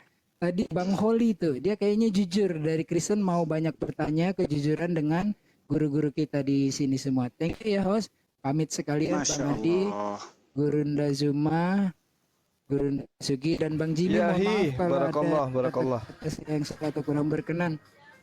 Ya, pelajari dari luar negeri, jangan hanya kata pendeta dan romo. Anda akan menemukan kebenaran di situ. Wassalamualaikum warahmatullahi wabarakatuh. Waalaikumsalam warahmatullahi wabarakatuh. Masya Allah, luar biasa Ustadz Unggul ya perkongsiannya, dan mudah-mudahan ini menjadi renungan kepada Bang Zimi. Oke, tafadhol Gurunda, Zuma, Bang Andi, Bang Ustadz Sugi, silakan sampaikan kalau ada yang mau disampaikan. Sebentar Pak Ustadz. Ya, Bang Jimmy aja dulu, silakan. Ya, itu pemurnian ayat ya Alkitab. Itu juga berangkat dari yang seperti saya katakan tadi Pak, itu ditemukan naskah-naskah Laut Mati sejak tahun 1947 itu Pak, banyak ditemukan. Jadi yang nggak sesuai, memang yang ada yang nggak sesuai manuskripnya, ya itulah makanya Lembaga Alkitab Indonesia harus kalau memang nggak sesuai ya, memang kebenaran itu walaupun itu pahit ya harus dibuka. Jadi dengan semangat pemurnian itu Pak, kejujuran, jadi Lembaga Alkitab Indonesia memberi kode dalam kurung itu. Kalau ayat ini memang sudah memang nggak sesuai dengan manuskrip ya dijelaskan. Jadi gitu. Jadi ini Lembaga Alkitab Indonesia itu yaitu dengan semangat mencari kebenaran Pak, bukan pembenaran, mencari kebenaran supaya Alkitab itu mengarah memang jadi murni, betul-betul murni. Jadi kalau memang nggak sesuai ya dijelaskan, diungkapkan. Seperti itu Pak. Jadi kita nggak bisa menyembunyikan kalau ada memang nggak sesuai. Jadi bukan berarti dirubah-rubah, tidak. Dirubah untuk sesuatu yang menuju yang betul-betul teks aslinya. Karena berdasarkan naskah yang ditemukan Pak. Ada banyak naskah yang ditemukan Pak di Laut Mati. Jadi berangkat dari situ. Jadi memang benar di Alkitab itu selain berisi firman Tuhan ya itu termasuk ada percakapan yang menjelaskan narasi-narasi dari penulis. Seperti itu Pak. Iya, baik. Mohon izin teman-teman karena saya nggak bisa lama ya. Jadi gini, terkait dengan pengakuan saudara kita sebenarnya udah final itu, udah sampai kepada poin kebenaran Al-Quran.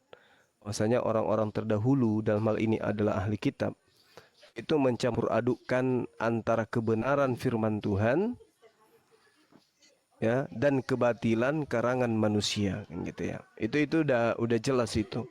Ya ahlal kitab lima talbisun al-haqqa bil batil wa taktumul haqqa wa antum ta'lamun. Nah, sekarang ketika saudara membuat narasi kemudian mengatakan bahwa itu adalah satu usaha untuk menuju kepada pemurnian.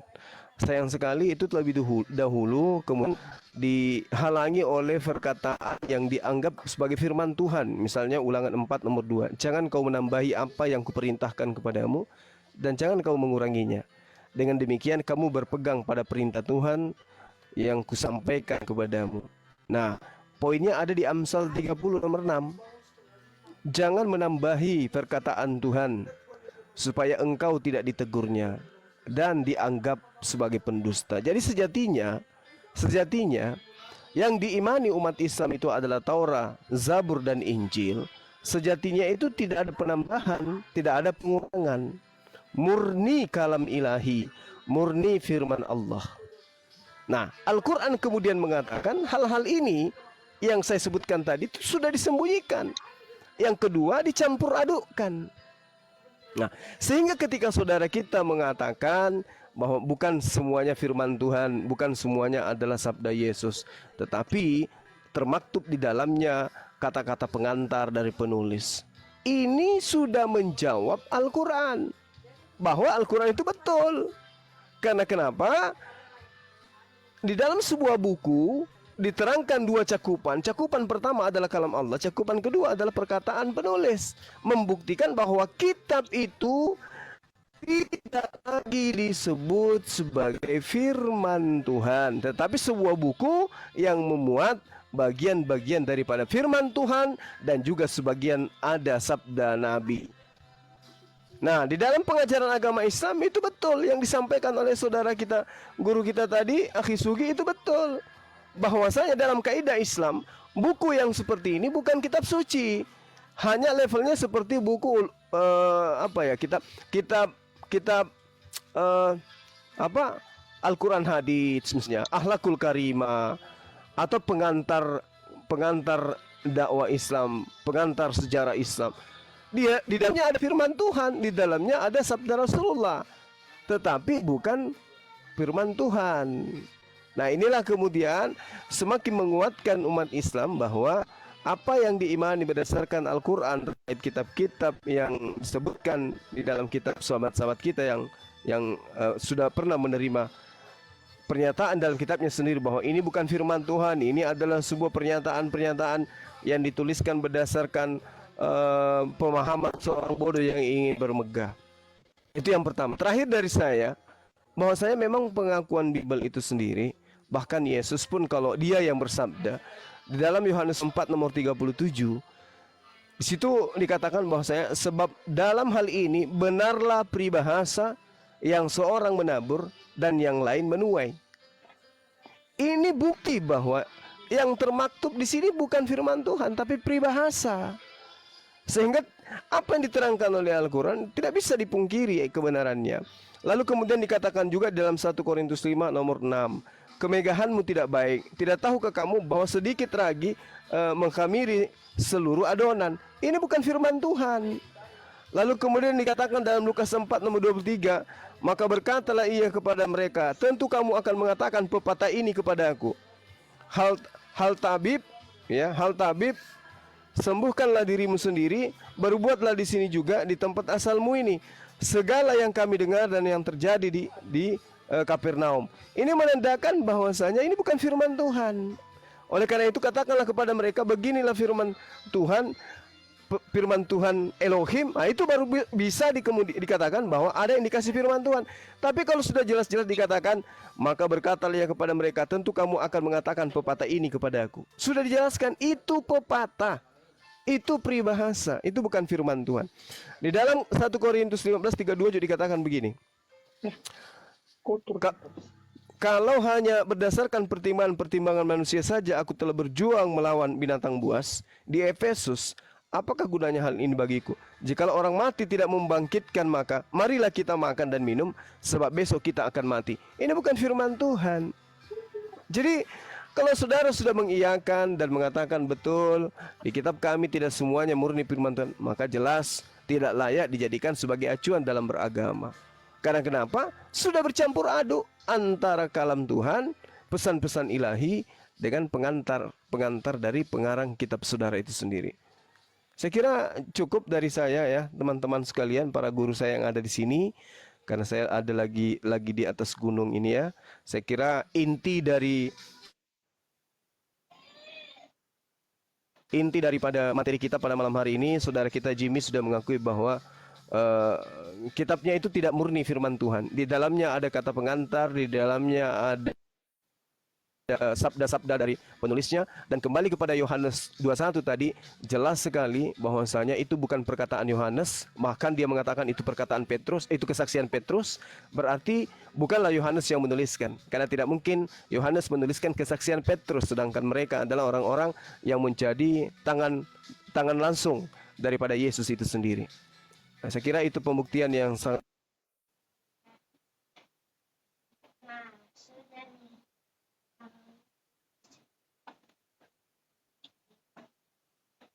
Ya, bagaimana Gurunda? Terputus? Apa mungkin sinyal saya yang tidak bagus ini? Teman-teman dengar? Dengar, Pak. Oh, berarti Gurunda ini sinyalnya agak lemot ya? Luar.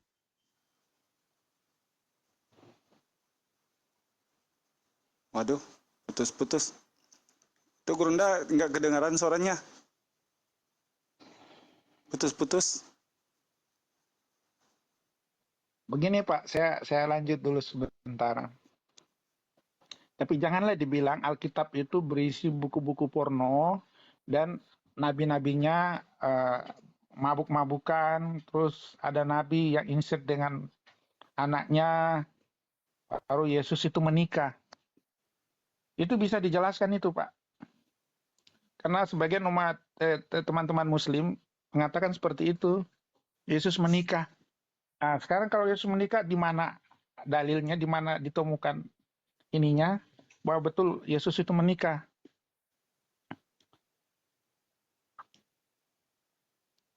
Ada Pak Ustadz yang bisa jawab? Silakan Pak Di. Sugi atau Bang Andi dari tadi belum ngomong. Silakan. Oh ya. Cek. Kalau Ya, untuk bagus. kalau untuk masalah menikah Pak Jimmy, memang di sana nggak ada tertulis menikah. Dan dalam hal kami kalau monolog nggak pernah mengatakan gitu.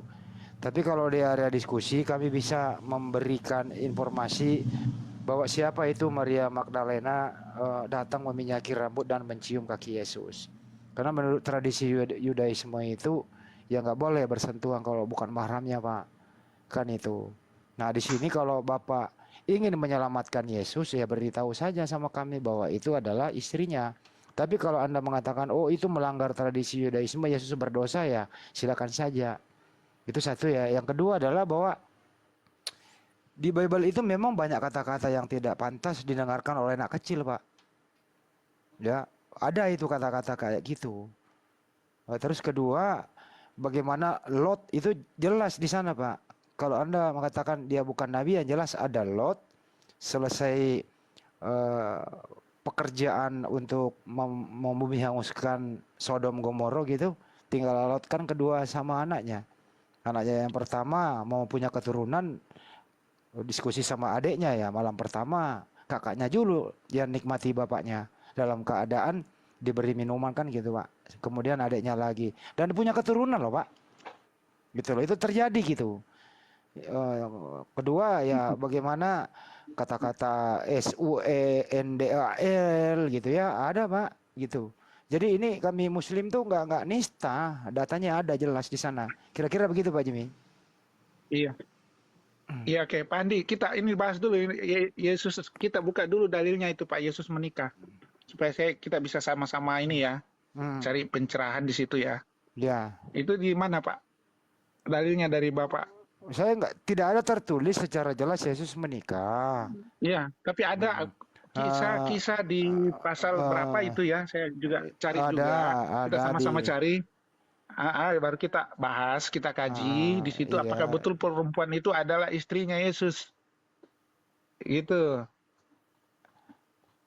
Itu saya lagi cari juga ini Pak. Ya itu Maria Magdalena Bapak, itu ya. Iya. Maria Magdalena ya. Iya, itu proses Maria Magdalena datang meminyaki rambut Yesus, gitu loh Pak. Kalau nggak salah di Markus berapa itu lah ya? Markus 16 1 sampai 8 Pak. Markus 16. Wah itu untuk kekuburan bukan. Lain. Sebentar ya Pak ya. Supaya kita ada. Itu kita bahas itu karena itu agak prinsip sekali dalam iman Kristen Pak, Yesus menikah. Tidak ada tertulis menikah Pak. Iya, tapi memang seperti tersirat begitu ya, maksudnya ya. Ya seperti itu tadi saya bilang kalau Maria Magdalena meminyaki, ya gimana? Saya cari dulu Pak.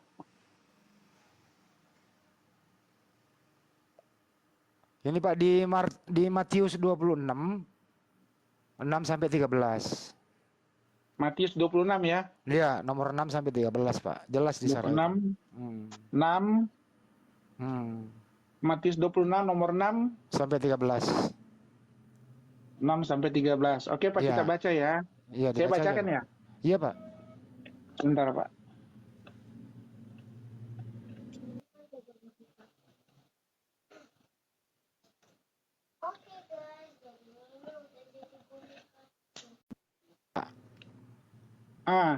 Matius 26 ayat 6 sampai 13 ya. Di sini konteksnya Yesus diurapi nih. Ya. Ketika Yesus berada di Betania, di rumah Simon si Kusta, datanglah seorang perempuan kepadanya membawa sebuah buli-buli pualam berisi minyak wangi yang mahal. Minyak itu dicurahkan ke atas kepala Yesus yang sedang duduk makan. Melihat itu murid-murid gusar dan berkata, untuk apa pemborosan ini? Sebab minyak itu dapat dijual dengan mahal dan uangnya dapat diberikan kepada orang-orang miskin. tetapi Yesus mengetahui pikiran mereka lalu berkata, "Mengapa engkau menyusahkan perempuan ini? Sebab ia telah melakukan suatu perbuatan yang baik padaku. Karena orang miskin selalu ada padamu, tetapi aku tidak selalu bersama-sama kamu. Sebab dengan mencurahkan minyak ke tubuhku itu membuat suatu persiapan untuk penguburanku. Aku berkata kepadamu, sesungguhnya di mana saja Injil diberitakan di seluruh dunia, apa yang dilakukannya ini akan disebut juga untuk mengingat dia." Jadi di sini Pak, kalau kita ambil dari ayat ini, Yesus dirupa sama perempuan. Tapi ada ayat ininya juga Pak di kalau nggak salah betul di Markus tadi itu, yang dia sambil menangis di kakinya Yesus, dia meminyaki dan ini kan dengan rambutnya. Mencium kaki Yesus, mencium. Gitu. Ya, menjamah. Ya, ada kata menjamah. Ya. Itu kalau dilihat dari kitab itu, ini perempuan berdosa, Bu. Pak, maaf. Pak Ustadz, ini perempuan berdosa yang datang kepada Yesus karena dia tahu Yesus ini adalah Tuhan. Jadi dia datang dengan membawa minyak itu, minyak wangi, yang mahal. Ya, minyak wangi itu Pak, ya betul. Minyak narwastu. Ya, minyak narwastu. Ya, minyak wangi Pak. Itu dicurahkan di kakinya Yesus. Iya kan? Dia sambil menangis. Ya, di situ dia sambil menangis dan mencurahkan air matanya Pak. Jadi kalau secara tersirat, secara ini, itu seperti dia mengakui di hadapan Yesus bahwa dia itu perempuan yang berdosa. Jadi kalau dikatakan dia Bang Andi, perempuan biar kita kasih bicara Yesus, dulu. jelas itu jauh Terus sekali. mau nanya sedikit, boleh Bang Andi? Boleh. Jauh sekali. Oke, thank you. Bang Jimmy, bagus ini Bang Jimmy tadi bilang ya. Kemarin saya tanya sama Kenzo, apa alasannya Maria Magdalena membeli minyak nasu itu mahal loh harganya, ya kan? Tadi udah dibacakan tuh oleh Bang Jimmy. Mahal sekali nih minyak nih, daripada dibuang-buang mending kasih orang miskin kan gitu ya. Ada yang sinis lah. Tadi Bang Jimmy bilang itu karena Maria Magdalena seorang perempuan pendosa atau berdosa. Berdosanya ini tolong jelaskan Bang Jimmy. Dia mencuri, nyopet di pasar, atau dia menjajakan dirinya? Dimaksudkan berdosa ini gimana maksudnya Bang Jimmy? Standby. Iya. Kalau dosa kan secara umumnya banyak ya setiap manusia, tapi kalau di dalam hal ini perempuan ini ditengarai bahwa ini perempuan sundal Pak, perempuan pelacur, ya. Dia melihat Yesus, ya, dia meminta pengampunan kepada Yesus. Tapi ini ada di kitab lainnya Pak, sampai Yesus pergilah, dosamu telah diampuni. Ada kata Yesus di situ loh. Ya. Itu orangnya berbeda, Bang Jimmy. Ya? Perempuan itu berbeda. Ini saya kasih tahu ya. Nanti Bang Jimmy analisa sendiri, riset sendiri. Itu juga dipakai loh Pak. Dikatakan bahwa di Tengareba itu istrinya Yesus menikah. Ya, betul. Beri saya kesempatan menjelaskan. Nanti Bang Jimmy kita kasih kesempatan banyak bicara. Jadi, ya, seorang paus di abad ke-6 mengatakan bahwa Maria Magdalena adalah seorang, maaf ya bahasa saya ya, PSK gitu. Disamakan atau disalah tafsirkan dengan Maria dari Betania. Kalau Maria dari Betania memang perempuan PSK. Nah, karena sudah keterlanjuran berabad-abad sehingga peristiwa Maria Magdalena meminyaki itu adalah pengampunan dosa dari seorang PSK. Lalu di abad ke-9-10 Paus merehabilitisir mengembalikan nama baiknya Maria Magdalena, bahwa Maria Magdalena bukanlah seorang PSK. Sampai-sampai diberikan gelar Santa untuk perempuan ya, wanita suci, wanita ibunya soleha. Yesus loh, ada Maria Magdalena ibunya Yesus. Maria Magdalena kok ibunya Yesus? Mungkin yang dimaksud itu. Bukan, itu lain lagi. Saya nggak cerita maminya Yesus, saya cerita Maria Magdalena. Di Perancis Pak, ada sekte yang sangat, saya nggak bilang menyembah ya, kalau orang Katolik bilangnya devotion, cinta gitu ya, mengungkapkan cintanya. itu ada perayaan mengarak lambang-lambang dari Maria Magdalena untuk membela bahwa Maria Magdalena bukanlah seperti yang dituduhkan Paus di abad keempat. Nama baik Maria Magdalena dipulihkan di abad ke-9 dan ke-10. Tapi orang sudah ketelanjuran. Sampai sekarang pun orang mengiranya Maria Magdalena meminta ampun atas dosa-dosanya sebagai PSK. Bapak bisa bayangkan seorang yang meluncurkan dirinya kepada banyak lelaki, itu kan alasannya ekonomi, Pak. Kalau dia kaya raya, nggak mungkin dia meluncurkan diri kepada para lelaki. Artinya apa? Seorang yang meluncurkan diri mencari makan untuk makan atau untuk keluarganya, dia tidak akan sanggup membeli minyak yang sangat mahal harganya. Jadi saya baca riset juga, Maria Magdalena orang yang kaya raya. Yesus itu didukung oleh orang-orang kaya untuk mengajarkan ajarannya Yesus. Jadi orang-orang kaya banyak mendukung. Yesus dicintai oleh orang miskin dan juga dicintai oleh segelintir, karena orang kaya kan sedikit. Segelintir orang kaya membiayai Yesus dalam, kalau orang Islam bilangnya siar, dalam Yesus mengajarkan ajarannya. Nah, ini satu entry point, Pak. Ya, seorang PSK yang hidupnya meluncurkan diri kepada para lelaki itu untuk makan, nggak sanggup membeli minyak narwastu yang sangat mahal harganya. Itulah sebabnya kebingungan ketika saya pernah berdiskusi dengan pendeta santai dan santun ya. Dia bilang oke deh, saya terima, tapi saya akan cari saya akan lakukan riset. Yang saya jelaskan, yang kamu jelaskan unggul masuk akal, tapi saya belum menerima gitu. Nah, jadi ini sebuah entry point. Bang Handi tadi bilang kalau bukan istrinya berani memegang kaki bahkan kepala Yesus, bahkan menciumi kaki Yesus, gitu, itu pasti hukumnya hukum rajam, Pak. Kalau Bapak bilang itu bukan istri Yesus, berarti Yesus melanggar lagi hukum Taurat. Yesus berdosa. Bukankah Yesus berkata jangankan berzina, melihat zina mata, memikirkan yang enggak aja, pikiran kotor itu udah dianggap berzina, ya kan? Nah, ini sebuah entry point untuk kelanjutannya. Silakan. Mohon maaf Bang Andi, saya interupsi. Thank you, standby. Iya, jadi gini Pak Ustadz. Iya, jadi kalau Bapak bilang itu dia ya kalau bukan seorang PSK, mana bisa dia bisa beli minyak wangi yang begitu mahal ya. Tapi bisa terbalik juga Pak, bisa aja karena dia sudah bisa juga dia udah dapat banyak sedekah dari laki-laki yang lain, akhirnya dia bisa mampu karena dia lihat ini Yesus, dia harus berkorban besar untuk bisa mendapatkan pengampunan. Bisa jadi seperti itu, makanya dia bisa berkorban membeli minyak wangi yang begitu mahal sampai bersujud di kakinya Yesus sambil menangis loh itu Pak, ada sambil menangis. Ya, jadi itu sudah jelas sekali kalau dibilang Yesus. Kelahirannya saja Yesus itu sudah diceritakan panjang Pak.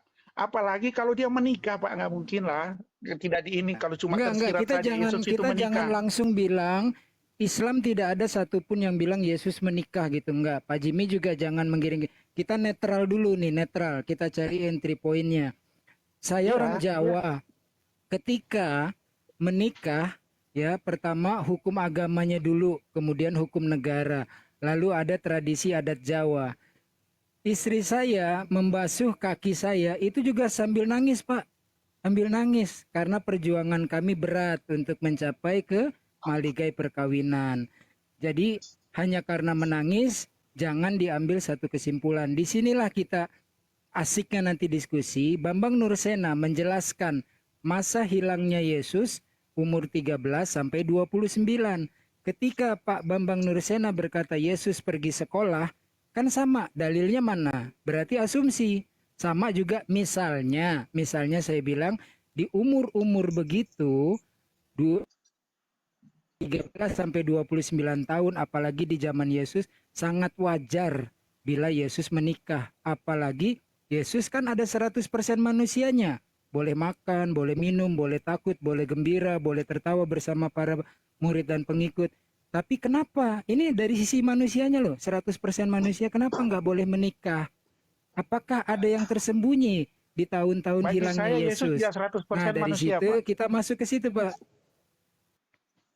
Bagi saya Yesus tidak 100% manusia, Pak Ustadz. Jadi gini, Yesus 100% Oke, siap, Allah, lanjut. ya tidak sampai 100% manusia. Karena Yesus itu tidak berdosa. Manusia itu berdosa, Pak. Yesus tidak punya hasrat, punya birahi. Yesus cuma punya misi datang ke dunia itu, yaitu untuk menyampaikan pesan, untuk menebus umat manusia dari dosa. Jadi kalau Yesus Oke. menikah itu sudah lain dari misi Baik. tujuan Yesus datang ke Berarti dunia. Bapak setuju ya bahwa Yesus tidak 100% manusia. Tidak 100%. Nah, sekarang karena kalau Bapak dia bilang manusia, 100% dia berdosa, Pak. Tuhan. 100% Tuhan juga cacat loh, Pak. Dia Kalau tidak tahu hari 100% Tuhan, kiamat. iya. Karena dia Tidak tahu hari ada roh kiamat. Allah dalam dirinya dia, Pak Ustadz. Tapi dia nggak tahu hari kiamat, Pak.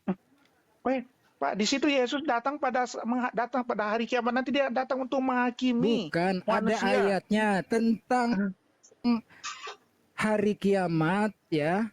Tidak ada seorang pun yang tahu, malaikat-malaikat tidak, ya kan? Anak pun juga tidak, hanya Bapa yang tahu. Jadi sebagai Tuhan pun dia cacat, nggak 100%, Pak. Taruhlah biar kita sama temen ya, 99,9% deh, karena dia nggak tahu hari kiamat. Karena tadi manusia Bapak bilang nggak 100% manusia, ya kan? Untuk ketuhanan juga masa Tuhan nggak maha tahu kan gitu, ya kan? Dalam perisai Trinitas, Bapa adalah Allah, Yesus adalah Allah, Holy Kudus Roh Kudus adalah Allah. Tapi Bapa bukan Yesus, Yesus bukan Roh Kudus bukan Bapa kan gitu. Tapi ketiganya kan disebut hakikatnya Allah. Allah yang tidak tahu hari kiamat ya bukan Allah, Pak. Oke, itu nanti bahasan lanjut lah ya. Sekarang kita tadi Bapak yang membuka tentang Yesus menikah atau tidak, lanjut Pak. Nanti kita santai pelan-pelan. Tapi jangan kebanyakan saya lah ya. Dominan sekali nih saya ya. Bang Hendra ada, Gurunda Sugi ada, Profesor Handi ada. Saya juga pengen menimba ilmu dari rekan-rekan yang lain. Saya standby. Thank you. Sekarang saya tanya Pak, kalau di Muslim, maaf ya, di Muslim itu Yesus menikah nggak Pak? Isa menikah nggak? Semua nabi-nabi artinya termasuk Yesus menikah dan memiliki keturunan dalam Al-Quran, Pak. Oh gitu ya. Saya baru dengar tuh Pak, kalau Yesus menikah juga di Al-Quran. Oke Pak Hendra, tidak disebutkan begini, Adam menikah, terus Abraham menikah, semua menikah, ditulis nama-namanya itu tidak, tapi bahasanya adalah para nabi-nabi itu menikah dan memiliki keturunan. Lanjut Pak, standby. Gini Pak Jimmy, kembali ke topik dulu ya Pak Jimmy ya. Sebentar dulu Pak Hendra Yani, sebentar, saya kan belum bicara Pak. Antri. Ya Pak Jimmy Hadinata gitu ya.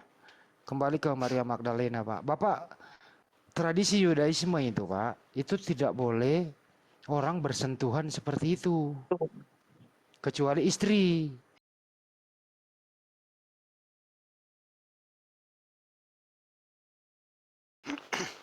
Itu kalau ada Yudaisme seperti itu melanggar tradisi, berdosa Pak. Coba aja kalau ada Yudaisme tanya, gitu ya, tanya aja, itu nggak boleh. Nah ini Yesus disentuh langsung kakinya, malah dicium gitu loh Pak. Iya. Nah jadi ini gini, Pak. Sebentar Pak, dikit lagi Pak, kira-kira 6 hari. Jadi gini, kalau bahkan ada bunyi Bang Andi ya. Kalau ingin menyelamatkan Yesus dari dosa, nikahkan dia segera mungkin Pak. Nikahkan dia. Itu aja sih. Gak ada jalan lain Pak. Tapi kalau Anda nggak mau nikahkan dia, ya halalkan dia. Kalau nggak mau ya dosakan dia. Itu aja dua pilihan Pak. Mau kena, mau kena. Tapi kalau kami sebagai seorang Muslim Pak, Yesus itu adalah laki-laki ganteng, pernah disunat, sejati, sempurna, laki-laki, pasti. Yang pernah disunat itu bukan kencing doang Pak. Saya yakin itu. Karena dia adalah laki-laki sejati. Kalau dia sempurna, kenapa dia nggak suka perempuan? Iya sempurna dalam artian begini Pak. Sempurna dia dia tidak berdosa. Itu sempurna. Manusia itu tidak sempurna Pak. Menikah manusia itu Pak. Berdosa. Pak Jimmy, menikah menikah itu terus punya nafsu terhadap lawan jenisnya, itu kodrat, itu normal, bukan dosa. Iya, tapi Kecuali Allah menjelma menjadi manusia ini kecuali Pak dia Jimmy, punya misi. sebentar Pak Jimmy, kecuali pelampiasannya Pak di pinggir pintu, dijepit ya itu nggak boleh, gitu loh ya. Tapi kalau sama istri aman. Untuk itu, mari kita halalkan itu Yesus sama Maria Magdalena. Atau kalau nggak mau, ya dosakan dia. Nggak ada pilihan Pak. Gitu loh. Oke, saya jawab Pak Andi. mundur kena. Iya. Jadi Yesus di Perjanjian Baru jelas itu kisah hidup pengajarannya itu dijelaskan secara detail loh Pak. Apa yang dilakukan Yesus berkarya di dunia sampai dia disalibkan dijelaskan semua. Jangan pindah Masa ke sana kisah dulu saat dia Pak. menikah Ya, hilang jangan geser gitu. topik, Hanya Pak. tersirat. Topiknya menikah Itu atau yang nggak berdosa. mungkin. Baru perempuan itu kan juga tidak dijelaskan di situ siapa itu. Dijelaskan bahwa perempuan itu perempuan berdosa. Begini ya Dia Pak ya. datang Saya kasih lagi dengan clue-nya Pak meminyaki. Jimmy. Saya kasih clue-nya ya. Minyak narwastu itu sangat mahal. Oke Pak ya. Iya, Ya, dijelaskan. dalam hal membeli perempuan yang mahal itu untuk spesial. Contoh ya, hari ulang tahun pernikahan, hari ulang tahun suami, momen-momen tertentu, itu istri pasti berusaha memberikan kejutan kepada suaminya. Gitu loh. Itu Pak, intinya adalah Ya, saya bahwa sudah paham. ya udah Ya. paham ya, udah paham. Ya. Mudah-mudahan Jadi paham. gini Pak Andi. Ya, iya Pak. Jadi juga kalau perempuan ini tahu bahwa ini Tuhan, ya, yang datang ke dunia, ya kan, dia berdosa, ya kan, dia juga akan melakukan hal, dia akan berusaha memberikan yang terbaik, ya, pada Tuhan Yesus. Makanya dia bisa beli juga minyak itu, ya kan, seberapa sih kalau bahwa yang dia datang untuk meminta pengampunan itu adalah Tuhan. Dia kan Tidak. pasti berusaha Pak.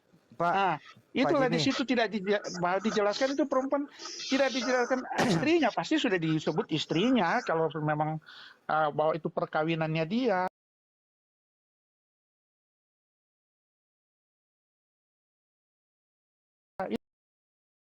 Itu pun ya manusia yang sejaman dengan Yesus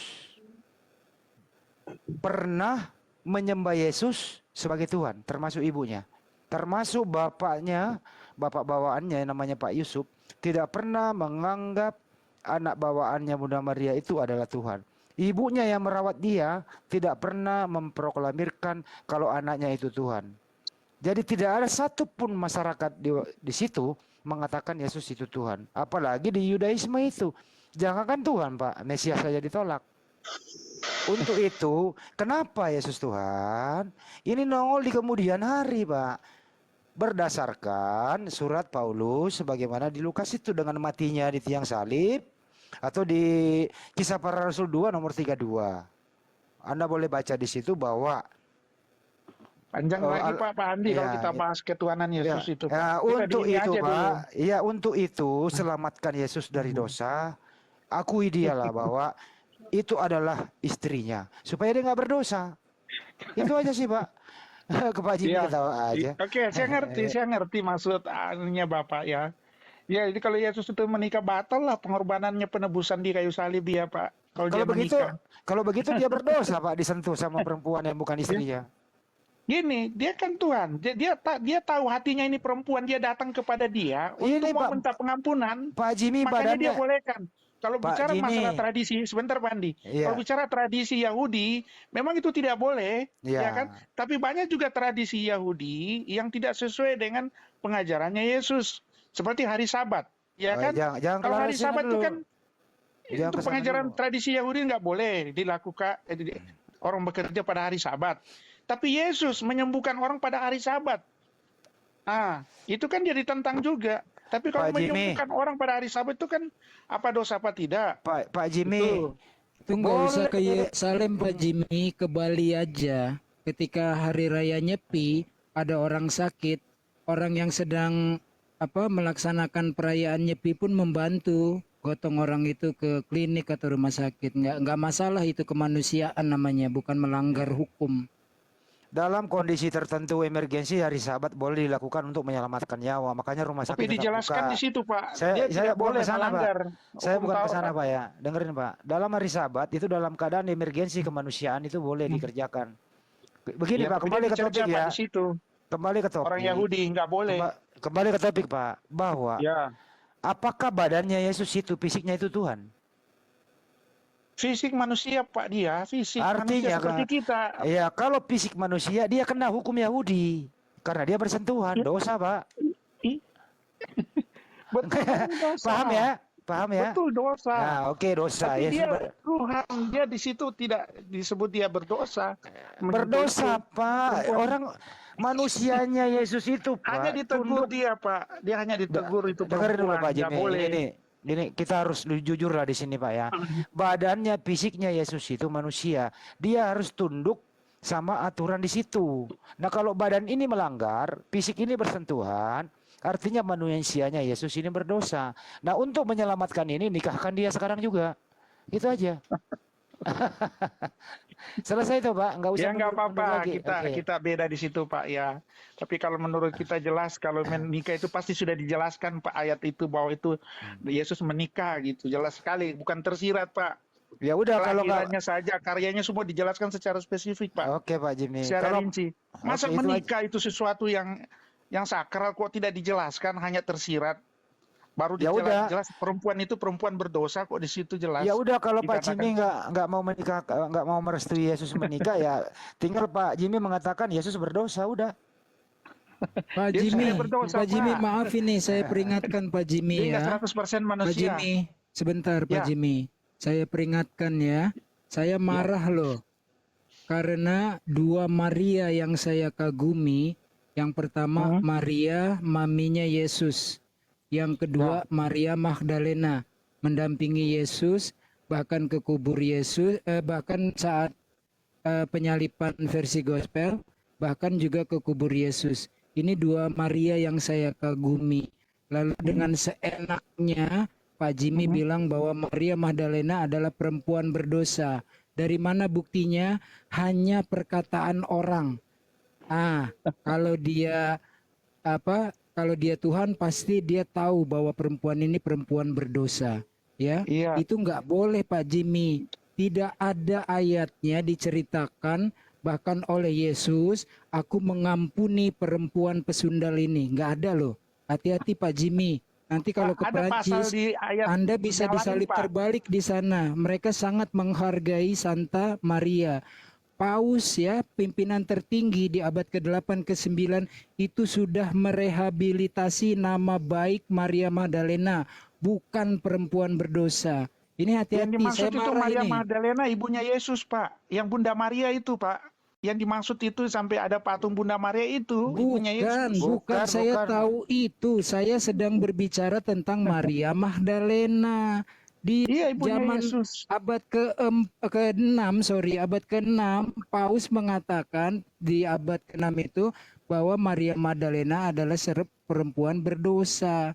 Lalu namanya direhabilitasi di abad ke-8 ke-9 bahwa Maria Magdalena bukan Maria maminya Yesus, bahwa Maria Magdalena bukan perempuan berdosa. Tuh, hati-hati loh, Pak. Bunda Menuduh Maria, orang Bunda seorang suci. pelacur Anda Hanya tanpa bukti, tanpa Lain itu, Pak, dalil, Pak orang Ustadz, yang lain. sangat sayang, setia kepada Yesus Anda fitnah sebagai pendosa. Nggak boleh gitu, Pak. Bawa Bukan, Pak. datanya. Bukan itu yang dimaksud Maria Magdalena itu, Pak. Yang dimaksud itu Maria, ibunya Yesus. Yang di Katolik itu Bunda Maria yang ada patungnya itu yang dimaksud Bunda Maria, ibunya Yesus, bukan Itu Maria saya Magdalena tahu, yang ini, Pak. saya tahu. Itu Bukan, Theotokos, lain itu. Pak. Itu Theotokos, saya tahu. Kita Theotokos. tidak berbicara tentang Theotokos. Kita berbicara tentang Maria Magdalena. Iya. Anda memfitnah dia sebagai perempuan sundal tanpa bukti, tanpa data, tanpa Alkitabiah. Hati-hati loh, Pak. Iya, Orang dia yang datang di sangat kakinya Yesus sudah setia jelas, dan Pak. sayang Dia kepada minta pengampunan, Yesus. Pak Ustadz. Betul, Beda. tapi Anda mengatakan dia seorang pesundal, dari mana datanya?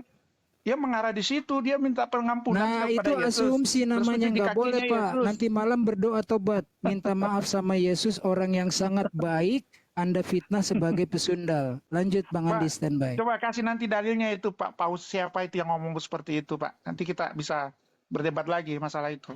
Ya, oke. Harus Nanti ada dalilnya juga, saya punya nggak data, hafal. Pak. Saya punya bukunya kok. Nanti saya Ya, bukunya. bisa Rehabilitasi nanti kita nama baik Maria diskusi. Magdalena. Iya, menyangkut masalah itu. Sampai Paus membersihkan namanya dia bukan wanita pesundal. Iya, iya, nanti saya buktikan ya. Saya ada bukunya cuma kebetulan Iya. lagi di luar kantor ini. Iya, iya masih Pak. di kantor, Apa-apa. belum pulang ke rumah, masih di luar rumah. Oke Pak, ya. Oke, saya kira gitu aja dulu. Mungkin yang panggil yang teman-teman Kristen coba diangkat juga. Saya sudah dari tadi juga ini. Saya juga mau istirahat juga ya supaya diskusi ini bisa berkelanjutan gitu. Makasih Pak Jimmy. Terakhir dari saya, mari kita berpikir jernih dan jujur.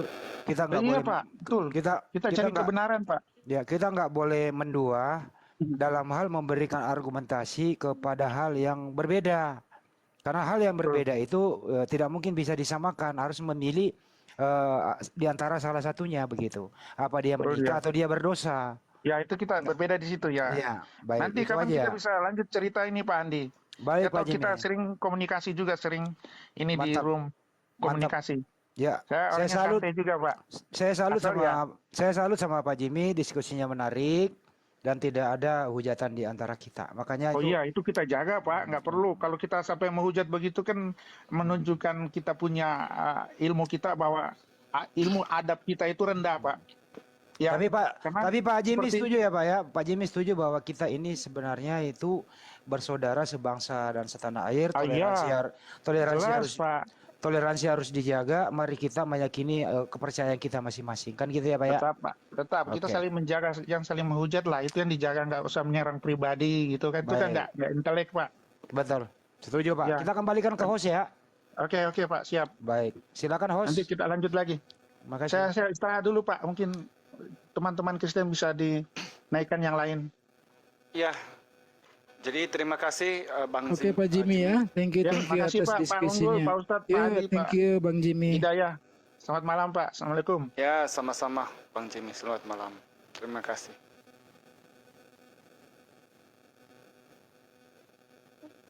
Tadi ada teman Kristen minta, tapi oleh karena didengarnya si Jimmy udah mau turun, terus tidak di escape-nya. Ya teman Kristen kalau ada lagi yang mau naik. Gak apa-apa, naik aja. Enggak,